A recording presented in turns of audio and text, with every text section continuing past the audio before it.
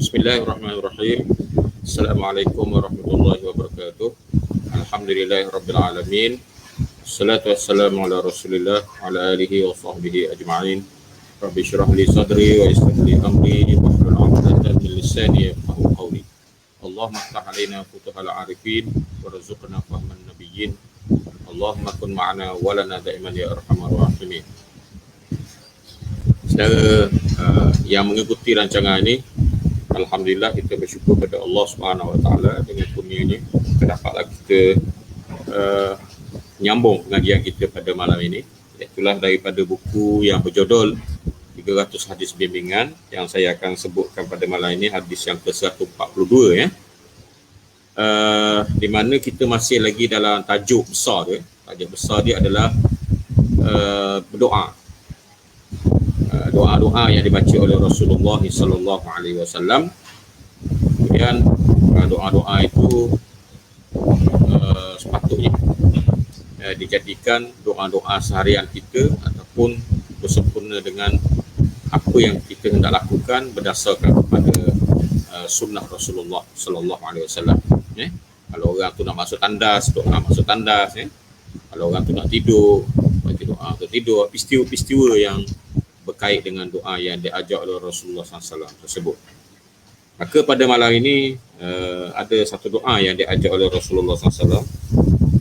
Bahkan ada dua doa yang kita akan tumpukan pada malam ini, iaitu hadis yang ke-142 yang berbunyi An Zaidin ibni Arqam radhiyallahu anhu anin Nabi sallallahu alaihi wasallam qala Allahumma inni a'udzubika min 'ilmin la yanfa' wa min qalbin la yakhsha' wa min nafsin la tashba' wa min da'watin la yustajabu laha.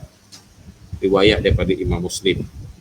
Maksudnya diriwayatkan daripada Zaid bin Arqam daripada Nabi sallallahu alaihi wasallam, baginda telah bersabda, ya Allah, aku mohon berlindung denganmu daripada ilmu yang tidak bermanfaat, hati yang tidak khusyuk, nafsu yang tidak kenyang, dan doa yang tidak mustajab. Sebenarnya empat perkara yang disebut dalam hadis ni adalah satu benda yang bencana hidup kita, musibah dalam hidup kita. Yang itulah yang pertamanya, ilmu yang tidak ada manfaat. Ilmu tapi tidak ada manfaat, memang bencana sungguh lah ya. Orang belajar ilmu agama, tahu halal haram tapi tidak mengamalkannya dan sebagainya. Yang keduanya itulah hati yang tidak khusyuk. Semayang banyak tapi tetap juga tidak khusyuk. Kualiti semayang tidak pernah dicapai dengan baik. Dan yang ketiganya, nafsu yang tidak pernah kenyang, tak puas hati seumur. Setiap perkara yang dia dapat, tak puas hati. Maknanya dia tidak bersyukur lah. Dan yang keempat, doa yang tidak mustajab. Kalau ada empat-empat perkara ni saudara pada diri kita, Allahumma salli ala Muhammad, boleh dikatakan satu musibah besar lah. Empat-empat perkara ni minta lah jauh daripada diri kita masing-masing. Walau macam mana pun dia boleh berlaku pada diri kita. Dengan disebabkan kerana beberapa perkara. Kita buat contoh iaitu ilmu yang tidak bermanfaat. Kita belajar ilmu sampai pekat PhD, sampai pekat master umpamanya, sampai pekat degree, bahkan kita dapat first degree, first class dalam degree kita. Begitu juga dengan master, dengan PhD dan sebagainya. Tapi ada satu perkara yang berlaku di kita, iaitulah ilmu tu tidak sedikit pun memberi kesan kepada hidup kita. Ada orang belajar dalam, saya ingat dulu, masa saya belajar dekat Universiti Azhar dulu, ada orang yang belajar dalam bidang akidah, tapi akhirnya dia menganut fahaman yang salah. Itu contohnya. Itu ilmu yang tidak memberi manfaat. Akhirnya apa yang berlaku lah, dia tak semayang. Dia tak melakukan semayang, dia mengatakan semayang tu adalah satu benda yang tidak perlulah. Begitu. Dia belajar akidah, dia belajar di Universiti Azhar. Jadi itu yang di antara punca dia. Kita nak tahu punca dia. Kenapa ilmu yang tidak manfaat ni, ilmu banyak, bahkan ilmu dia lebih banyak daripada orang yang soleh. Kalau kita tengok orientalis barat, seperti yang saya sebutkan pada minggu lepas, macam mana mereka ni pakar dalam bidang masing-masing. Dalam bidang Islam lah, yang bidang Islam tu pakar bidang masing-masing, sehingga mengatasi daripada kebolehan ustaz-ustaz kita sekalipun.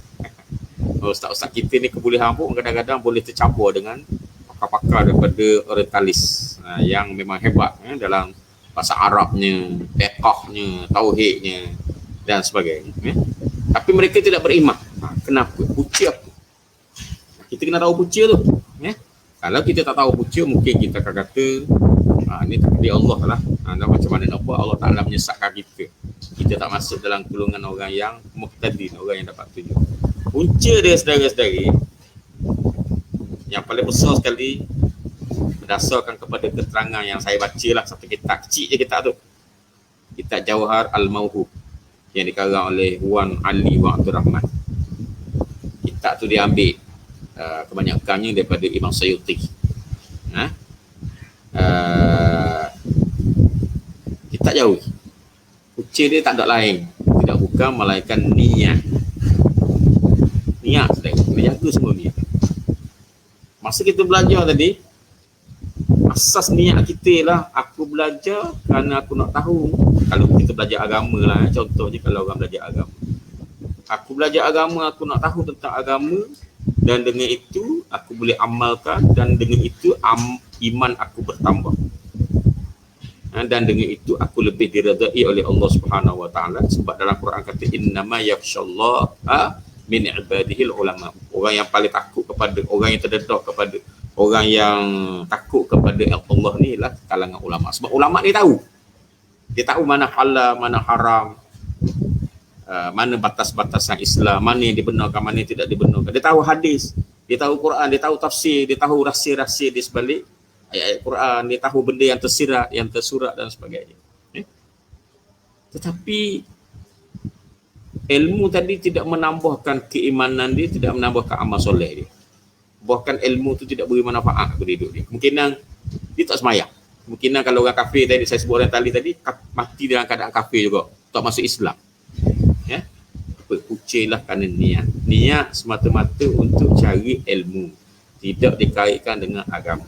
Itu bahaya sekali niat ni. Sebab tu ayat mula-mula sekali tu orang pada Nabi dikait dengan niat. Ilmu dan kait dengan niat, iaitulah iqra bismi rabbikal ladzi khalaq. Baca dengan nama Tuhan. Dengan nama Tuhan tu dikait dengan agama lah. Tu saya. Kita baca niat ataupun kesenambungan ilmu tadi dengan kehidupan kita lah bismi rabbikal ladzi khalaq, yang kaitkan dengan Allah, kaitkan dengan agama, insya-Allah. Contohnya kalau kita belajar, kita belajarlah agama. Sebab apa tu? Bukan nak berdebat. Itu bimbang takut mengalami perasaan tu. Tujuan belajar agama ni kerana nak berdebat dengan orang. Itu niat salah. Bila berdebat dengan orang, nampaklah power kita dari segi ilmu. Orang kata kita ni ulama, orang kata kita ni orang besar, orang kata kita orang alim. Begitu juga tujuan belajar agama nak supaya terkenal, supaya digelar sebagai seorang ulama besar, tersohor. Sebabnya aku nampak orang-orang yang dikenali 200-300 tahun dulu pun orang kenal lagi orang ni. Apa sekarang nama dia pun tak ditelang nama zaman. Ialah ulama. Ingat kepada Syekh Daud Fatani, tak hilang nama dia. Ulama. Ingat kepada Syekh Ahmad Fatani, tak hilang nama dia. Kita ambil kawasan Nusantara, kita tengok Muhammad Arsyad Al-Banjari, seorang tokoh ulama yang hebat, mengarang kitab Sabilal Muhtadi sampai sekarang dia pada Jepang. Dia ulama. Maka mereka ni terkenal sampai sekarang. Maka aku pun nak terkenal macam tu. Niat dia ialah untuk menjadi terkenal.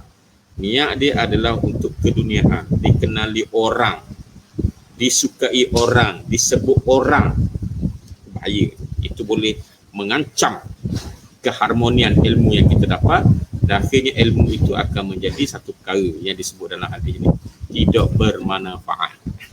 Itu sudah niat. Dan macam mana nak buatnya? Caranya mudah saja. Walaupun perlu sedikit pada perjuangan, perlu sikit kepada mujahadah, iaitu niat kerana Allah Subhanahu. Aku belajar kerana Allah. Ataupun yang seumpama kerana Allah. Yang seumpama kerana Allah ni apa? Payah sangat nak mari kerana Allah. Kerana Allah Ta'ala suruh. Okey juga. Kenapa belajar agama ni? Kerana Allah Ta'ala suruh, Allah Ta'ala tuntut, ataupun kerana nak tunaikan fardu, sama ada fardu ain ataupun fardu kifayah. Allah Ta'ala suruh belajar ilmu ni. Dia adalah fardu ain, dia adalah fardu kifayah. Ataupun kerana nak tolong Islam. Niat kerana tolong Islam. Aku belajar ni sebab aku nak tolong orang Islam menyelesaikan masalah agama. Bila mereka ada masalah fiqh, masalah tauhid, adalah orang boleh jawab. Aku insya-Allah boleh jawab sebab aku belajar agama. Niat pun apa. Okey, itu dah kerana Allah. Sedari bukanlah payah sangat nak kerana Allah ni. Buat macam tu pun okey dah. Dah menepati kehendak agama Islam tu sendiri. Kerana Allah, niat betul-betul kerana Allah, insya-Allah dengan niat tersebut akan membimbing kita. Niat tu menjadi pembimbing kepada kita. Akhirnya kita tidak akan melencong daripada garis panduan asal, iaitu untuk mengabdikan diri kepada Allah. Kita belajar, kita apa semua nak mengabdikan diri kepada Allah Subhanahu Wa Taala. Penyakit kedua yang bahaya ni, kalau ada pada diri kita ni memang musibah lah, iaitu penyakit hati yang tidak khusyuk. Bahaya. Semayang tak khusyuk, walaupun semayang dah berpuluh-puluh tahun. Belajar khusyuk macam-macam, ada teori. Belajar khusyuk daripada kitab Miftahuddin, belajar khusyuk daripada kitab Ihya Ulumuddin, ada 6 perkara. 6 perkara jadi alat kepada khusyuk. Belajar khusyuk juga daripada kitab Mau'azatul Mu'minin Syekh Jamaluddin Al-Qasimi. Belajar khusyuk juga daripada kitab Jawi ni, orang panggil kan, ada dalam kitab Jawi ni, bagus kitab tu, itulah Muniatul Musalli. Dia belajar khusyuk daripada kitab Muniatul Musalli. Kitab Muniatul Musalli ada menceritakan tentang macam mana nak khusyuk. Setiap rukun-rukun dalam ismayang tu ada kekhusyukan dia. Bentuk kekhusyukan macam mana, itu ada dalam kitab-kitab, dalam kitab Muniatul Musalli. Belajar dah, tapi tak dapat juga khusyuk. Sebenarnya khusyuk ni ada beberapa perkara berlaku. Kita ambil khusyuk dalam semayang lah, sebab punca khusyuk dalam semayang ni akan menyebabkan khusyuk di luar semayang, khusyuk di tempat-tempat lain. Khusyuk dalam masjid, khusyuk dalam semayang, insya-Allah dia akan khusyuk ketika kita berjual beli, ketika kita bergaul. Khusyuk, maknanya khusyuk tu kita ingat pada agama lah. Kita khusyuk bila kita khusyuk dalam semayang, insya-Allah kita akan khusyuk dalam jual beli. Kita ikut cara jual beli Islam, sewa menyewa Islam. Kita khusyuk dalam bergaul dengan jiran-jiran sebab tahu hukum hakam macam mana kejiranan. Kita khusyuk dalam melayari bahtera rumah tangga dan sebagainya, sebab kita tahu tanggungjawab kita sebagai suami, tanggungjawab kita sebagai isteri, tanggungjawab kita sebagai anak lelaki, anak perempuan dan sebagainya. Okey. Jadi berpunca daripada khusyuk. Saudara-saudari, khusyuk semayang ni dia ada beberapa perkara. Saya sebut tadi sebab pernah saya sebutkan perkara-perkara itu sebelum ni. Dia sebenarnya, saudara-saudari, dia satu perjuangan. Bila sebut perjuangan, dia tak boleh kita kata bila kita khusyuk semalam, kita boleh khusyuk hari ni. Tak semesti. Dia perjuangan tidak akan berakhir. Kita tak boleh nak kata saya dah khusyuk dah tahun lepas, tahun ni mustahil saya tak khusyuk. Tak boleh. Kadang-kadang kita satu semayang, rakaat pertama kita khusyuk, rakaat kedua tak semesti khusyuk. Itu khusyuk, saudara. Bukan senang nak dapat khusyuk ni. Satu perjuangan yang kuat pada diri kita, memahami khusyuk dan menghayati khusyuk dan memenuhi syarat-syarat khusyuk yang telah digariskan oleh ulama. Di antaranya Imam Ghazali sebut 6 perkara, 6 perkara khusyuk ni. Kita menghayati perkara tu dan dia adalah satu perjuangan sampai ke mati. Sebab kita tak jamin. Maghrib tadi kita khusyuk semayang, isyak tak semestinya. Sungguh, saya cakap sungguh. Mana khusyuk dia satu perjuangan. Bila dia satu perjuangan, setiap sekali semayang kita kena khusyuk. Kita kena cari jalan macam mana khusyuk. Cuba khusyuk. Walaupun tak boleh 100% pun macam mana nak buat pun, cuba khusyuk. Cari jalan supaya sentiasa maintain khusyuk. Istimrar, istiqamah dalam khusyuk. Cuba cari jalan walaupun ada halangan. Jadi sebab tu saudara-saudari, untuk menyebabkan khusyuk ni macam-macam kita boleh buat. dan di antaranya ditunjuk ajar oleh Islam sendirilah.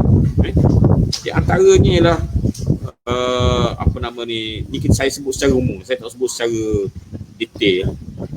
Macam mana nak khusyuk tu kena ada satu masa lah, kena ada satu slot lain lah. Contohnya kita tengok bahawa bila semayang ni dia ada didahulukan dengan wuduk. Dalam wuduk kita berfikir, kenapa kena basuh tangan, kenapa basuh muka, kenapa berkomuk-komuk, kenapa basuh sapu kepala, kenapa basuh kaki. Okay? Di situ akan menimbulkan khusyuk. Sebenarnya kita nak masuk ke alas semayang ni, kita kena bersihkan dosa-dosa itu semua. Dosa tangan, dosa muka, dosa kaki, dosa mata, dosa hidung, dosa lidah, dosa mulut. Itu pasal apa dia? Sebab saya kata macam ni ialah berdasarkan kepada apa yang ditulis dalam kitab Hilyatul Auliya. Dalam kitab Hilyatul Auliya disebutkan, Hatim Al-Asad disebutkan, orang tanya dia macam mana dia semayang, dia jawab, iaitulah masa dia ambil semayang tu dah 7 perkara dia selesaikan. Masa ambil semayang tu dia khusyuk dah. Masa dia ambil semayang tu dia bertaubat semuanya. Basuh kaki dia taubat kaki, basuh tangan dia taubat tangan, komuk taubat mulut, sapu telinga taubat telinga dan sebagainya. Kita banyak dosa juga dengar benda-benda tak baik. Kalau saya kumpul masa dia ambil semayang tu dia cerita situ dah 7 perkara khusyuk. Ada taubat masa tu. Ada taubat masa tu. Dia ambil semayang tu dia taubat. Masa ambil semayang dah khusyuk lah. Itu. Jadi ini. Kemudian bila dah kita ambil semayang, kita dahulukan dengan semayang qabliyah. Sama ada yang muakkad, tidak muakkad. Muakkad ni adalah sebelum subuh. Itu muakkad. Sebelum zuhur, itu muakkad. Kemudian yang tidak muakkadnya ialah sebelum asar, sebelum maghrib, sebelum isyak. Kita jangan tengok sangat kepada muakkad dan tidak muakkad. Tapi yang kita tengok ialah sebelum kita masuk sembahyang fardu, kita mesti ada persiapan untuk buat satu orang panggil pemanasan badan dulu. Bukan panas sungguh ni. Pemanasan badan tu maksudnya biarlah bersemangat sembahyang kita tadi dengan kita mulakan dengan sembahyang sunat qabliyah. Jangan lupa. Jangan pandang remeh pada sembahyang sunat qabliyah. Apalah sembahyang sunat qabliyah. Ni tak muakkad lah. Tak besar sangat. Jangan pandang remeh kepada sembahyang sunat qabliyah sebab dia adalah gear number 1. Dia adalah titik tolak kedua selepas pada wudu untuk kita masuk ke langkah yang sebenarnya. Alam yang sebenarnya itulah sembahyang fardu. Seolah-olah sebelum kita masuk sembahyang fardu tu dia ada langkah-langkah untuk kita cuba mencari jalan dan kita cuba berusaha supaya hati kita ni bulat kepada Allah. Semoga bila kita masuk dalam sembahyang yang sebenar, sembahyang fardu tu, kita dah memberi kekhusyukan sepenuhnya kepada Allah dalam sembahyang kita. Buat benda tu. Saya ambil secara umum, ambil semayang kita menghayati air setiap kali kita ambil semayang tu. Air semayang tu basuh tangan apa dia punya. Kita menghayati basuh tangan, basuh kaki. Kemudian semayang sunat sebagai untuk memanaskan badan kita, itulah untuk persiapan untuk besar ni semayang fardu ni boleh besar. Jadi kena ada persiapan dululah. Okey, dan sebagainya. Kemudian bila dah semayang mestilah kita rasa kurang. Bukan mestilah, memang wajib kita kata kurang. Kita rasa bahawa rakaat pertama tu boleh tahan juga khusyuk. Rakaat kedua tak ingatlah langsung dah. Fatihah apa makna dia, tak mari dah. Rakaat ketiga mari semula, rakaat keempat tak ingat dah. Tahiyat pun masa tahiyat baru ingat. Kita rasa kurang. Maka sebab itu Tuhan bagi peluang lagi kita baiki. Orang panggil sembahyang sunat ba'diyah. Jadi jangan lupa sembahyang sunat ba'diyah saudara. Yang ada lah dengan sembahyang sunat ba'diyah. Seperti contohnya zuhur, seperti contohnya maghrib, seperti contohnya isyak. Tiga-tiga ni jangan lupa sembahyang sunat ba'diyah supaya segala apa yang kurang dalam sembahyang fardu kita tadi kita dah dapat tampung balik melalui sembahyang sunat ba'diyah. Jangan lupa, jangan pandang remeh lah sembahyang sunat macam ni pun nak bincang juga dalam kuliah maghrib. Benda besar banyak lagi ni, sana rasuah, sana penyelewengan, sana itu, sana ini, hal politik, hal pentadbiran, hal ekonomi, banyak lagi isu-isu. Kenapa tak cakap? Betul, itu semua ada kaitan dengan Islam, saya tak nafikan. Tapi inilah asas dia. Kalau kita boleh buat khusyuk dalam sembahyang, kita akan khusyuk dalam nega, kita akan khusyuk dalam politik. Kita akan khusyuk dalam pentadbiran. Kita akan khusyuk kepada Allah. Kalau kita sebagai hakim, kita akan khusyuk dalam menjalankan tugas sebagai seorang hakim. Kita akan khusyuk menjalankan seorang pentadbir. Kalau kita ketua jabatan, kita akan khusyuk dalam menjalankan tugas kita sebagai ketua jabatan. Makna khusyuk itulah kita sentiasa beringat kepada Allah, sentiasa ingat kepada agama Allah, sentiasa ingat kepada hukum hakam Allah dalam semua perkara, terutama sekali dalam bidang kita masuk, insya-Allah. Itu saya nak sebutkan sini pentingnya khusyuk. Dia bermula daripada semayang sendiri. Semayang kita hendaklah kita cuba khusyuk yang terbaik. Cabaran-cabarannya ialah memanglah ada. Kadang-kadang kalau kita semayang berjemaah, payah sikit nak khusyuk daripada kita semayang seorang diri. Itu cabaran. Tapi walau macam mana pun, tak khusyuk dan semayang berjemaah yang tidak khusyuk lebih baik daripada semayang seorang diri walaupun khusyuk. Sebab apa? Fadilah tu. Dan kita kena latih lah macam mana perkara tu. Satu cabaran jugalah. Kita semayang sebelah ni orang baca kuat, sebelah ni orang bau mulut, sebelah ni pula baju dia bau dan sebagainya. Jadi khusyuk kita kurang nak dapat tak. Sebelah ni pula Allah kita suruh rapat sah, tak rapat sah, ni bukan musim Covid lah, musim tak Covid dan sebagainya tak. Jadi banyak cabaran menyebabkan kita tak khusyuk. Kita cari jalan lah supaya kita dapat kukuhkan keazaman kita untuk mencapai khusyuk itu. Dan yang ketiga ialah disebut dalam hadis ini, iaitulah tak puas hati. Wa min nafsillah tasbah. Tak puas hati semua. Semua benda tak puas hati. Sifat tak puas hati ni sifat semula jadi yang ada pada manusia. Laukan li ibni Adam wadiyum minal dhahab. Kalaulah anak Adam tu dia ada satu lembah daripada emas, dia akan nak satu lagi lembah. Tak puas hati semua. Itu sifat. Kalau siapa yang ada rasa puas hati tu sebenarnya itu tak cukup lah. Kita mesti ada nak puas hati, tapi kita kontrol dengan syukur kepada Allah. Tuhan bagi banyak ni, alhamdulillah. Satu benda yang baik, ada hikmah dia dan sebagainya. Jadi kalau ikut tak puas hati semua, tapi kita mujahadahkan, kita puas hatikan juga. Itu dengan cara kita sedar bahawa segala-galanya datang daripada Allah. Kita sebenarnya daripada tidak ada kepada ada. Kita sebenarnya tak ada. Kita sebenarnya daripada sakit, daripada lemah kepada kuat. Tak. Jadi sebab tu bila kita kuat sekarang ni, kita kena bersyukur sebab apa? Daripada kita lemah. Kita ada sekarang ni, kita bersyukur sebab apa? Daripada tidak ada. Lam yakun syai'an mazkura. Kita asalnya sakit, tapi kita sihat. Maka kita sekarang sihat, kita bersyukur di atas daripada kita sakit. Jadi sebab tu sifat syukur tadi, kalau kita semai betul-betul, dia akan menyebabkan sifat semula jadi yang tak puas hati semua tu, tak apa, teruskan perasaan tu sebab nak bersaing.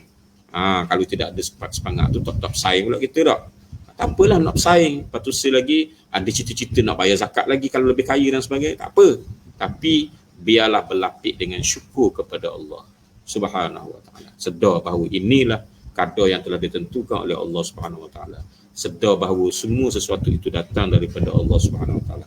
Sedar bahawa tiap sesuatu itu ada hikmah, dan sedar bahawa ini adalah ujian daripada Allah Subhanahu Wa Taala. Nak tengok kita bersyukur ataupun kita tidak bersyukur pada Allah. Kemudian musibah yang keempat, yang paling kita bimbang ni, yang paling juga kita bimbang, iaitu doa yang tidak mustajab. Sebab apa doa tak mustajab? Mesti ada sebab. Dia bukan doa tu tidak mustajab begitu saja, sebab janji Allah ialah ud'uni astajib lakum. Kalau berdoa aku akan mustajab. Kenapa janji Allah nak lapar kita ni? Adakah Allah Taala mungkin janji? Dalam Quran kata innallaha la yukhliful mi'ad. Allah Taala tak mungkin janji. Puan ni. Nak selesai je isu.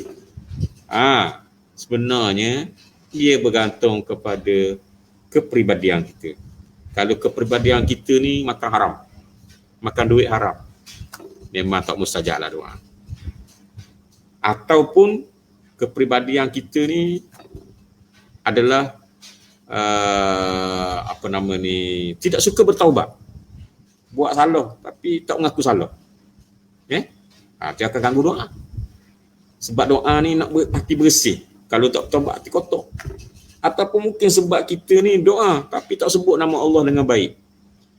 Akad tangan sebut nak duit lalu, akad tangan sebut nak berjaya dalam fikir lalu, tak sebut dah alhamdulillahirabbil alamin wassalatu wassalam, tak sebut selawat, tak sebut puji pada Allah, Tak sebut alhamdulillah hamdan katsiran mubarak apa? Alhamdulillahilladzi hamdan hamidin, kita tak sebut. Tak sebut selawat kepada Nabi. Jadi sebenarnya syarat-syarat nak mustajab doa benda-benda ni kena ada. Dah tiba-tiba kita tak ada.